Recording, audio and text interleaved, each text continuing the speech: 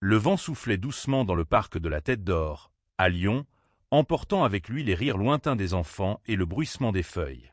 Élise, assise sur une couverture à carreaux, serrait ses mains si fort que ses jointures blanchissaient. Elle fixait un point invisible au loin, là où le lac scintillait sous le soleil timide de l'après-midi. « Élise, tu vas bien ?» demanda Minji, sa voix douce comme une caresse, teintée d'un léger accent coréen. Ses yeux sombres, pleins de sollicitude, cherchaient ceux d'Élise. Cette dernière hocha la tête, mais son cœur battait à tout rompre. Aujourd'hui, elle allait tout dire. Tout révéler. Le pique-nique était une idée de François, son beau-père. Une réunion de famille, pour une fois qu'on est tous là, avait-il déclaré avec son enthousiasme bourru habituel. Claire, la sœur cadette d'Élise, avait sauté sur l'occasion, ravie de partager un moment simple avec eux. Mais pour Élise, ce n'était pas qu'un pique-nique. C'était un champ de bataille, un lieu où elle allait déposer son secret, comme une bombe prête à exploser. Minji, installée à ses côtés, disposait soigneusement les plats qu'elle avait préparés. Des kimbap faits maison, une salade de pommes de terre à la française et une tarte aux pommes que François adorait. Elle avait passé des heures en cuisine la veille, non pas parce qu'elle aimait cuisiner, mais parce qu'elle savait que ce moment comptait pour Élise. Minji, arrivé en France 3 ans plus tôt pour poursuivre ses études d'art, avait rencontré Élise lors d'un atelier de peinture. Ce qui avait commencé comme une amitié s'était transformé en quelque chose de plus profond, quelque chose qu'Élise n'avait jamais osé nommer à voix haute. Jusqu'à aujourd'hui. Alors, Élise, toujours dans tes pensées, lança Claire, un sourire malicieux sur les lèvres. À 20 ans, elle était l'opposé d'Élise, extravertie, insouciante, toujours prête à taquiner. Ses cheveux blonds bouclés dansaient dans la brise, et ses yeux pétillaient d'une curiosité innocente. Elle ne se doutait de rien. François, lui, était plus silencieux. Assis en tailleur sur la couverture, il observait les 3 jeunes femmes avec une tendresse paternelle, mais aussi une certaine réserve. Depuis qu'il avait épousé la mère d'Élise, 5 ans plus tôt, il s'efforçait de créer des liens avec ses belles-filles. Ce n'était pas toujours facile. Élise, en particulier, restait distante, comme si une barrière invisible les séparait. « J'ai quelque chose à vous dire », murmura Élise, sa voix tremblante brisant le silence. Minji lui jeta un regard encourageant, ses doigts effleurant discrètement la main d'Élise. Claire redressa la tête, intriguée, tandis que François fronçait les sourcils, sentant que quelque chose d'important se préparait. Élise déglutit, les mots coincés dans sa gorge. Elle avait répété ce moment des centaines de fois dans sa tête, mais maintenant qu'il était là, elle se sentait nue, exposée. « Je ne suis pas celle que vous pensez. » Un silence pesant s'installa. Claire cligna des yeux, confuse. « Comment ça ?» demanda-t-elle, sa voix légère teintée d'inquiétude. François, lui, ne dit rien, mais son regard s'assombrit. « Je suis amoureuse », lâcha Élise, les joues brûlantes. « Et c'est de Minji. » Le temps sembla s'arrêter. Le bruit du parc s'évanouit, comme si le monde entier retenait son souffle. Claire ouvrit la bouche, mais aucun son n'en sortit. François, lui, se figea, son visage passant de la surprise à une expression indéchiffrable. Minji serra la main d'Élise un peu plus fort, comme pour lui donner du courage. « Attends quoi ?» finit par articuler Claire, son ton oscillant entre incrédulité et curiosité. « Tu es lesbienne ? Depuis quand ?» Élise sentit une vague de chaleur monter en elle, mélange de honte et de défi. « Depuis toujours, Claire. Je l'ai toujours su, mais je ne pouvais pas le dire. » François se racla la gorge, brisant le silence tendu. « Élise, dit-il lentement, sa voix grave, c'est une surprise. Tu es sûre de ce que tu dis ?» La question, bien qu'apparemment anodine, frappa Élise comme une gifle. Était-elle sûre? Elle avait passé des années à se poser cette question, à se battre contre elle-même, contre les attentes de sa famille, contre les normes qu'elle avait intériorisées en grandissant dans une petite ville française où les regards jugeaient et les murmures blessaient. « Oui, je suis sûre, » répondit-elle, la voix plus ferme cette fois. « Minji et moi, on s'aime. Et je ne veux plus me cacher. » Minji, silencieuse jusqu'à présent, prit la parole, son accent coréen ajoutant une douceur particulière à ses mots. Je sais que c'est inattendu, mais Élise a beaucoup souffert pour en arriver là. Elle a besoin de votre soutien. Claire, toujours sous le choc, balbutia. Mais pourquoi tu ne m'as rien dit avant? Je suis ta sœur. Sa voix tremblait, blessée, mais il y avait aussi une pointe de colère. Tu ne me faisais pas confiance. Élise baissa les yeux, submergée par la culpabilité. Ce n'était pas une question de confiance, Claire. C'était la peur. Peur de ce que vous penseriez, de ce que vous diriez. François se leva brusquement, faisant sursauter tout le monde. J'ai besoin d'un moment, marmonna-t-il avant de s'éloigner vers le bord du lac, les épaules voûtées. Élise sentit son cœur se serrer. Elle avait toujours su que François, avec ses valeurs traditionnelles, serait le plus difficile à convaincre. Minji posa une main sur l'épaule d'Élise. « Ça va aller, murmura-t-elle. Donne-leur du temps. » Mais Élise n'en était pas si sûre. Le regard de Claire, mélange de confusion et de douleur, et l'éloignement soudain de François lui donnaient l'impression que son monde s'effondrait. Le pique-nique, censé être un moment de joie, venait de se transformer en un champ de ruines émotionnelles. Et pourtant, au fond d'elle, Élise ressentait un étrange soulagement. Pour la première fois, elle avait été honnête. Mais à quel prix? Le soleil déclinait doucement, peignant le ciel d'une lueur orangée. Élise fixait l'horizon, là où François s'était arrêté, près du lac. Sa silhouette massive semblait porter tout le poids de la révélation qu'elle venait de faire.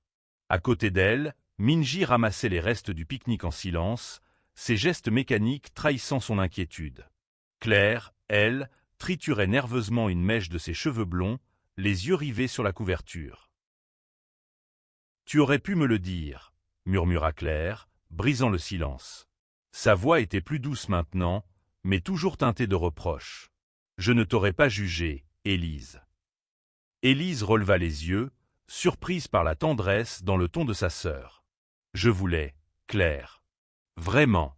Mais j'avais peur que tu me voies autrement. Que tu me rejettes. » Claire fronça les sourcils. « Te rejeter? Tu es ma grande sœur. Je t'aime, même si tu es parfois trop sérieuse, » ajouta-t-elle avec un petit sourire, essayant de détendre l'atmosphère. Mais son sourire s'effaça rapidement. C'est beaucoup à encaisser d'un coup. Minji, qui écoutait en silence, posa une main sur le bras de Claire. Je comprends que ce soit difficile. En Corée, où j'ai grandi, ce n'est pas facile non plus d'être comme nous. Les traditions, les attentes, tout ça pèse lourd. Claire hocha la tête, absorbant les paroles de Minji. C'est comment, là-bas?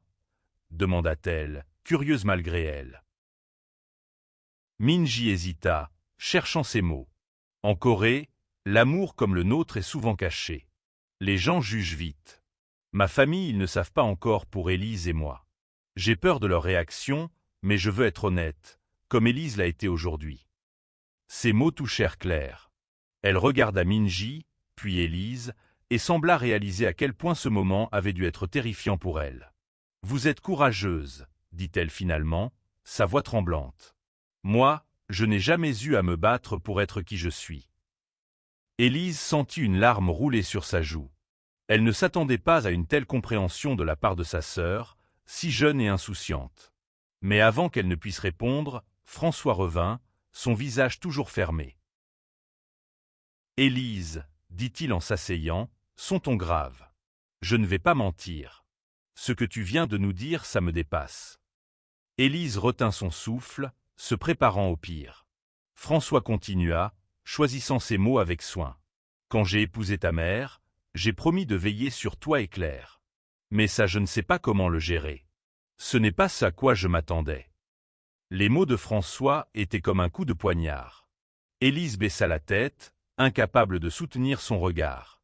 Minji, elle, ne se démonta pas, monsieur, avec tout le respect que je vous dois, Élise n'a pas choisi d'être ainsi.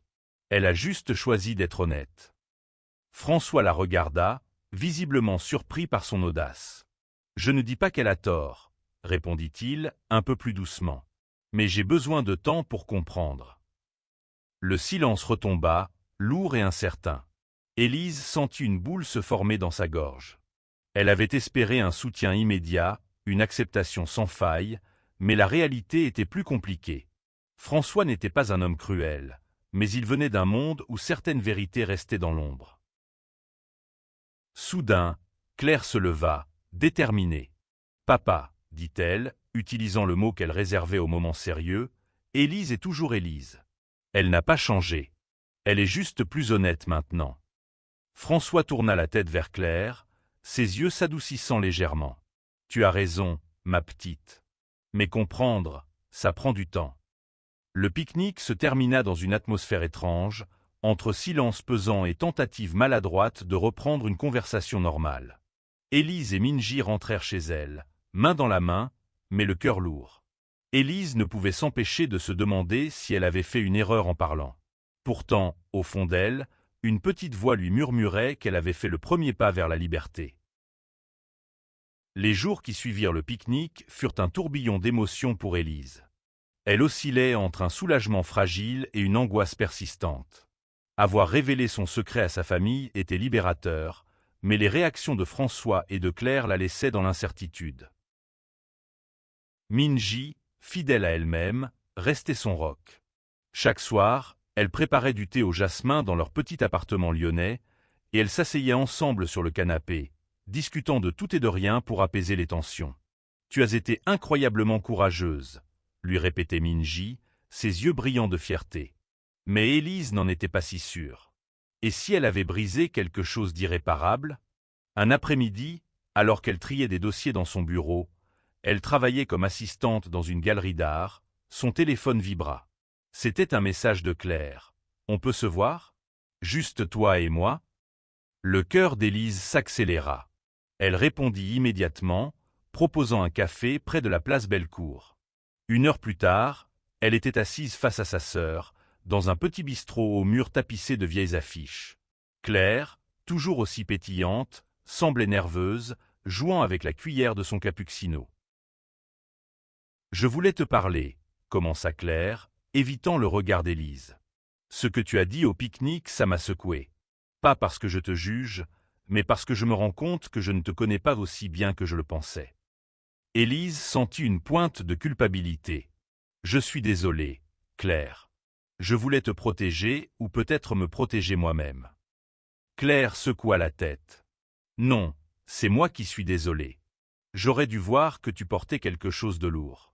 Tu es toujours si sérieuse, Élise. Maintenant, je comprends pourquoi. » Les mots de Claire étaient comme un baume sur le cœur d'Élise. Elle raconta alors, timidement d'abord, puis avec plus d'assurance, comment elle avait découvert son amour pour Minji. Les regards échangés pendant les cours de peinture, les soirées passées à parler jusqu'à l'aube, la peur constante d'être jugée. Claire écoutait, captivée, posant des questions avec une curiosité sincère. « Et Minji, elle te rend heureuse ?» demanda Claire, un sourire timide aux lèvres. Élise rougit. « Oui, plus que je ne l'aurais jamais imaginé. » Claire hocha la tête, comme si elle venait de prendre une décision. « Alors, je veux apprendre à la connaître. Vraiment, pas juste comme l'amie d'Élise, mais comme ta copine. » Ce mot, « copine », prononcé avec tant de naturel, fit monter les larmes aux yeux d'Élise. Elle tendit la main par-dessus la table et serra celle de sa sœur. Pour la première fois depuis le pique-nique, elle sentit un poids s'alléger. Mais François restait un mystère. Il n'avait pas donné de nouvelles depuis ce jour-là, et Élise n'osait pas le contacter. Elle savait qu'il avait grandi dans un village conservateur, où les idées sur l'amour et la famille étaient rigides. Elle craignait qu'il ne puisse jamais accepter qui elle était. Quelques jours plus tard, alors qu'Élise et Minji se promenaient dans le Vieux-Lyon, Minji reçut un appel de sa mère, en Corée. Son visage s'assombrit immédiatement. « Elle veut que je rentre pour Chuseok », murmura-t-elle après avoir raccroché. « Elle dit que ça fait trop longtemps que je ne suis pas revenue. » Élise sentit son estomac se nouer. « Tu vas leur parler de nous. » Minji détourna le regard, ses doigts jouant nerveusement avec la lanière de son sac. « Je ne sais pas. Ma famille est compliquée. Ils attendent que je me marie, que je suive le chemin qu'ils ont tracé pour moi. » Élise connaissait cette pression. En Corée, où les traditions pesaient encore lourd, être lesbienne était souvent un sujet tabou. Minji lui avait raconté les histoires de ses amis à Séoul, forcés de vivre dans l'ombre ou de se conformer à des attentes écrasantes.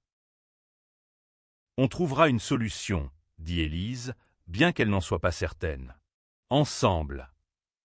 Minji esquissa un sourire, mais ses yeux trahissaient son angoisse. Les jours à venir s'annonçaient comme une épreuve, pour elles deux. L'automne s'installait doucement à Lyon, les feuilles des platanes virant au rouge et à l'or. Élise et Minji passaient de plus en plus de temps ensemble, cherchant du réconfort dans leur petite bulle. Mais l'ombre de la révélation au pique-nique et l'appel de la mère de Minji planaient sur elle comme une tempête à l'horizon. Un soir, alors qu'elles peignaient ensemble dans l'atelier de Minji, Élise remarqua que sa compagne était inhabituellement silencieuse. Les pinceaux de Minji, d'ordinaire si précis, laissaient des traces hésitantes sur la toile. « Qu'est-ce qui ne va pas ?» demanda Élise, posant son propre pinceau. Minji soupira, ses épaules s'affaissant. « Ma mère m'a envoyé un mail. Elle veut que je rencontre quelqu'un d'un homme, à Séoul. Un mariage arrangé. » Le mot « mariage » frappa Élise comme un coup de tonnerre. Elle savait que la famille de Minji était traditionnelle, mais elle n'avait pas imaginé que la pression serait si immédiate. « Qu'est-ce que tu vas faire ?» demanda-t-elle, la voix tremblante. « Je ne sais pas, » avoua Minji. « Si je leur dis la vérité, ils risquent de me couper les vivres. Ou pire, de me rejeter complètement. Mais si je ne dis rien, je ne peux pas continuer à vivre dans le mensonge. » Élise prit la main de Minji, sentant la chaleur de sa peau contre la sienne. « On va trouver une solution, » répéta-t-elle, même si elle se sentait impuissante. Le lendemain, un événement inattendu bouleversa leur routine. François appela Élise, demandant à la voir. « Juste toi, » précisa-t-il, d'un ton qui ne laissait pas de place à la discussion. Élise accepta, le cœur battant, et ils se retrouvèrent dans un petit café près de la Saône. François était déjà là quand elle arriva, une tasse de café fumante devant lui.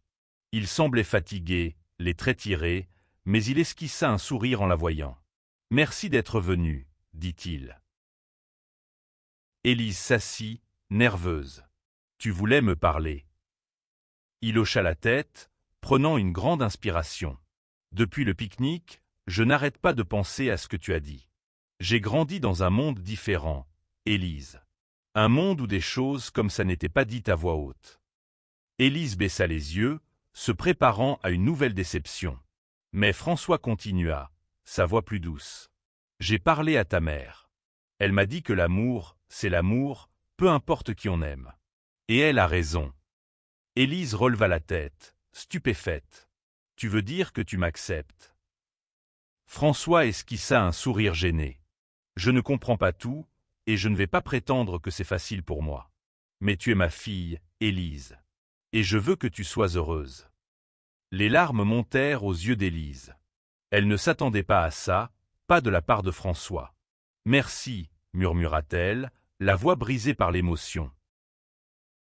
Mais François n'avait pas fini. « J'ai aussi parlé à Minji, » ajouta-t-il, surprenant Élise. « Elle m'a appelé hier. Elle voulait s'assurer que je ne t'en voulais pas. Elle est spéciale, cette fille. Elle t'aime vraiment. » Élise sentit son cœur s'emballer. Minji avait contacté François sans lui en parler. C'était un geste audacieux, presque inconcevable venant d'elle, si réservée d'habitude. En rentrant chez elle, Élise trouva Minji en train de préparer un dîner simple, du bibimbap, un clin d'œil à ses racines coréennes. « Tu as parlé à François ?» demanda Élise, incapable de cacher son étonnement. Minji rougit. « Je voulais qu'il comprenne, qu'il voie que notre amour n'est pas un caprice. » Élise la serra dans ses bras, submergée par la gratitude. Mais au fond d'elle, une question persistait. Comment Minji allait-elle affronter sa propre famille? Les semaines passèrent, et l'hiver s'installa à Lyon, enveloppant la ville d'un froid mordant. Élise et Minji continuaient de naviguer entre leurs espoirs et leurs peurs. L'acceptation inattendue de François avait donné un nouvel élan à Élise, mais la situation de Minji restait une source d'angoisse. Un soir, Alors qu'elle regardait un drama coréen sur leur vieux canapé, Minji annonça une décision qui fit trembler Élise. « Je vais rentrer à Séoul, » dit-elle calmement, « pour Chuseok. Et je vais leur dire la vérité. » Élise sentit son cœur se serrer. « Tu es sûre ?» demanda-t-elle, terrifiée à l'idée de ce que cela pourrait signifier. Minji hocha la tête, déterminé. « Je ne peux plus vivre dans le mensonge. Pas après t'avoir vue être si courageuse avec ta famille. » Les jours précédant le départ de Minji furent un mélange de tendresse et de tension. Élise l'aidait à préparer ses bagages, tout en essayant de cacher son inquiétude. Elle savait à quel point la culture coréenne pouvait être intransigeante, surtout pour une famille comme celle de Minji, ancrée dans les traditions. Avant de partir, Minji organisa un dîner avec Claire et François, une tentative de renforcer les liens avant son voyage. La soirée fut étonnamment chaleureuse. Claire, fidèle à elle-même, monopolisa la conversation avec des anecdotes sur ses études, tandis que François, plus détendu qu'au pique-nique, posa des questions à Minji sur sa vie en Corée. « Tu vas nous manquer, » dit-il à Minji à la fin de la soirée, une lueur sincère dans les yeux. Élise n'en croyait pas ses oreilles. François, l'homme qu'elle avait cru si rigide, commençait à changer. Mais le départ de Minji fut un déchirement. À l'aéroport de Lyon-Saint-Exupéry, Élise la serra dans ses bras, retenant ses larmes. « Promets-moi de faire attention à toi, » murmura-t-elle. « Je te promets, » répondit Minji, ses yeux brillants. « Et je reviens vite. » Les jours sans Minji semblaient interminables. Élise passait ses soirées à relire leurs messages, à regarder les photos qu'elles avaient prises ensemble. Claire, sentant sa détresse, lui rendait souvent visite, apportant des pâtisseries ou proposant des promenades dans Lyon. « Elle va s'en sortir », lui assurait Claire. « Minji est forte. » Mais les nouvelles de Séoul étaient mitigées. Minji envoyait des messages brefs, racontant que sa famille avait d'abord été choquée par sa révélation. Sa mère avait pleuré, son père s'était muré dans le silence. Pourtant, sa sœur aînée, Sojin, avait surpris tout le monde en prenant sa défense. « Elle m'a dit qu'elle m'aimait, peu importe qui j'aime », écrivit Minji dans un message. Élise s'accrochait à ces bribes d'espoir, mais elle savait que le chemin serait long. Elle commença à faire des recherches sur la situation des personnes LGBT en Corée, découvrant des histoires de lutte et de résilience qui lui donnaient à la fois du courage et de l'inquiétude. Un soir, alors qu'elle rentrait du travail, son téléphone sonna.